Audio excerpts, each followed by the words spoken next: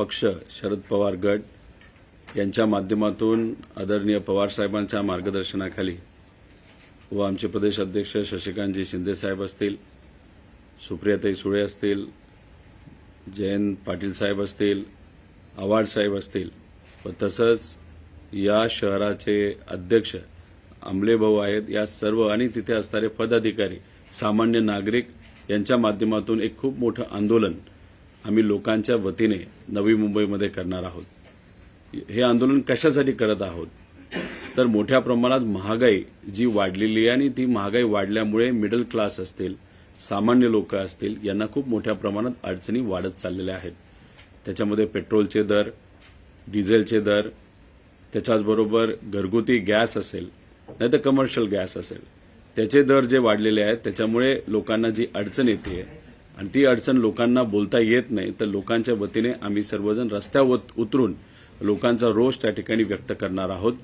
त्याच्याचबरोबर इतरही काही शहरातले जे मुद्दे आहेत ते आपापले नेते त्या भागातले जे तिथं आल्यानंतर व्यक्त होतील। त्यामुळे शहरी भागातल्या लोकांना, सामान्य लोकांना आणि जसं शहरी भागातल्या लोकांना ही अडचण आहे तसंच तमाम महाराष्ट्रातल्या सामान्य नागरिकांना ही अडचण आहे। त्यामुळे महागाईच्या विरोधात एक खूप मोठं आंदोलन नवी मुंबईमध्ये आम्ही सर्वजण मिळून त्या ठिकाणी करणार आहोत, लोकांच्या वतीने करणार आहोत आणि हे आंदोलन नक्कीच मोठं होणारच। त्याच्याचबरोबर आमचं म्हणणं आहे की झोपलेल्या सरकारला जागं करायचं असेल नाही तर झोपलेलं सोंग घेणाऱ्या सरकारला जागं करायचं असेल तर कुठं ना कुठंतरी काहीतरी मोठं करावं लागतं। त्यामुळे आम्ही विचार केलाय की आम्ही जो मेन हायवे आहे नवी मुंबईचा तो लोकांच्या वतीने त्या ठिकाणी अडवणार आहोत। दादा, कुठेतरी रस्ता रोको तुम्ही करणार आहात, मात्र पोलिसांकडून परवानगी मिळाली नाही असं त्यांचं म्हणणं आहे। आज जर आपण बघितलं तर पत्रकारांना सुद्धा जर ओपनली व्यक्त व्हायचं असेल तरी त्यांना परवानगी दिली जात नाही। त्यामुळे या देशामध्ये, या राज्यामध्ये अघोषित आणीबाणी आहे, पण तरी सुद्धा पोलिसांनी काही सांगितलं असेल, किती आम्हाला घाबरवण्याचा प्रयत्न केला असेल तरी सरकारला जाग करण्यासाठी आपल्याला काही ना काहीतरी आक्रमक करावं लागतं आणि लोकांना आक्रमक होता येत नसेल कारण का त्यांना दैनंदिन जीवनामध्ये बऱ्याच काही अडचणी असतात, रस्त्यावर त्यांना तसं उतरता येत नाही। पण आज लोकांनी खूप चांगला पाठिंबा आम्हाला दिलाय आणि देतील असा आम्हाला विश्वास आहे। त्यामुळे कुठं ना कुठंतरी लोकांचा रोष हा आपापल्या पद्धतीने आंदोलन करून व्यक्त होणं ही आपल्या सगळ्यांचा अधिकार आहे आणि तो अधिकार या ठिकाणी आम्ही बजावणार आहोत। राज्यातील शेतकऱ्यांना 2 लाखाची सरकारने कर्जमाफी केलेली आहे, मंत्रिमंडळात असं निर्णय देखील झालेला आहे। मात्र आदित्य ठाकरे असं देखील म्हणतात की आमच्या सरकारने देखील केली होती, मात्र आम्ही होर्डिंगबाजी कधी केली नाही। होर्डिंगबाजी हा विषय वेगळा राहिला, पण ही जी कर्जमाफी दिलेली आहे ती तर फसवी कर्जमाफी आहे। चांगली मनापासून कर्जमाफी करायची असते त्याला नियत चांगली लागते, पण हे सरकार फक्त दिखावापणा करते असं आमच्या सगळ्यांचं मत आहे। ही कर्जमाफी देत असताना त्यांनी इतक्या अटीतटी टाकल्यात। आदरणीय पवार साहेबांनी जेव्हा कर्जमाफी दिली होती अख्ख्या देशाला तेव्हा कुठली अट टाकली नव्हती। जेव्हा कोविडच्या काळामध्ये आर्थिक अडचण असताना सुद्धा लोक अडचणीत आहेत, लोकांना आपल्याला मदत करायची, तेव्हा बिना अट आपण त्यावेळेस कर्जमाफी दिली होती आणि 100% शेतकरी त्या निकषात जे बसत होते त्यांना लगेचच्या लगेच तिथं पैसे मिळाले होते। 2017ला जेव्हा देवेंद्र फडणवीस साहेबांचं सरकार या महाराष्ट्रामध्ये होतं, इतक्या अटी टाकल्या होत्या की त्या अटी वाचता वाचताच लोक बेहाल झाली होती आणि बऱ्याच लोकांना त्यातून सुद्धा वगळण्यात आलं होतं। काल सुद्धा आपण जी काही कर्जमाफी ती डिक्लेअर झाली त्याचा जर अभ्यास केला, त्याच्यामध्ये जे काही प्रलंबित कर्ज आहेत शेतकऱ्याचे त्याच्यामध्ये सुद्धा अटी टाकल्यात। ती अट काय की समजा जर 2019ला काही शेतकऱ्यांनी कर्जमाफीचा लाभ घेतला असेल तर त्यांना जास्तीत जास्त 50,000 रुपयाची कर्जमाफी। एक तर सरकारने समजून घेतलं पाहिजे, त्यावेळेस शेतकरी खऱ्या अर्थाने अडचणीत होते आणि मग अडचणीत असणारा शेतकरी त्यावेळेस जर आपण बघितला तर या राज्यातले 90% शेतकरी अडचणीत होते। त्यामुळे 90% शेतकऱ्यांनी म्हणजे 33 लाख शेतकऱ्यांनी त्यावेळेस कर्जमाफीचा लाभ घेतला होता। लाभ नाही, तो त्यांचा अधिकार होता जो सरकारने त्यांना मदत त्या ठिकाणी केली होती। आता मग 33 लाख शेतकऱ्यांनी ती मदत तिथं घेतली असेल तर त्याचा अर्थ त्यांना तुम्ही फक्त 50,000 रुपयेच तिथं देणार आहात।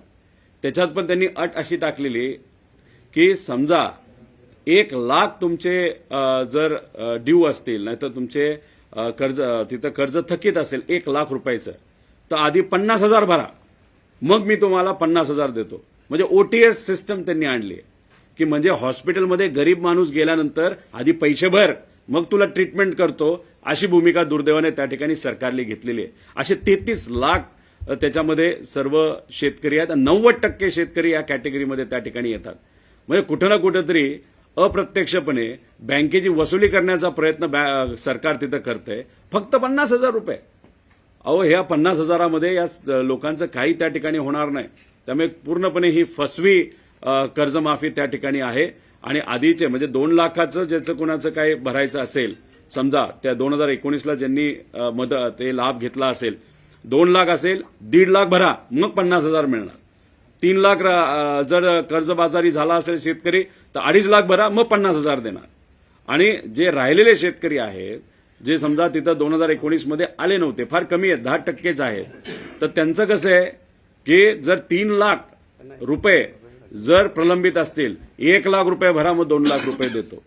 म्हणजे सांगताना सांगतात की बिना अट आम्ही केलं. अरे पण इतक्या अटी तुम्ही टाकल्या, त्यात शेतकऱ्याला मदत होईल असं मला तरी त्या ठिकाणी वाटत नाही. कुठंतरी गरिबीची थट्टा केली, शेतकऱ्याची थट्टा केलेली आहे.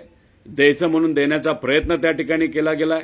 आणि जे प्रामाणिक शेतकरी आहेत त्याला 50,000 का 1 लाख रुपये द्या ना, काय हरकत आहे तुम्हाला. पण मग हे जे काय केलेलं आहे ते फसवेगिरी केलेली आहे आणि कुठंच काही शेतकऱ्याला त्याचा लाभ होणार नाही. आर्थिक अडचणीत शेतकरी आहे. सोयाबीनचे भाव वाढले नव्हते, त्यात शेतकरी फार अडचणीत आलेला आहे.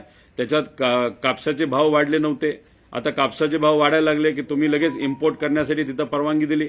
कांद्याची काय परिस्थिती हे तर गेले काही दिवस आम्ही सर्वजण लढतोय. आणि त्याच्यात फर्टिलायझरचा खर्च म्हणजे आपल्या खताचे खर्च मोठ्या प्रमाणात वाढलेले आहेत. डिझेल मिळेना, जे मिळतंय ते महागडं मिळतंय. मग अशा परिस्थितीमध्ये खर्च वाढत चाललाय, उत्पन्न कमी होत चालले, त्यात शेतकरी अडचणीत होत चालले. आणि त्यात तुम्ही कर्जमाफी देताना एवढ्या अटी टाकता म्हणजे फार दुर्दैवी आहे, थट्टा करण्यासारखं आहे. आणि या गोष्टीचा आम्ही निषेध करतो. आम्ही स्वागत याच्यासाठी करतो की तुम्ही कर्जमाफी दिली, पण कर्जमाफी दिला बिना अट कर्जमाफी करा, ही आमच्या सगळ्यांची मागणी आहे. आज मुंबईमध्ये पाऊस पडलेला आहे आणि अंधेरी सबवे थोड्या पावसामुळे पूर्णपणे भरलेला आहे. पुन्हा एकदा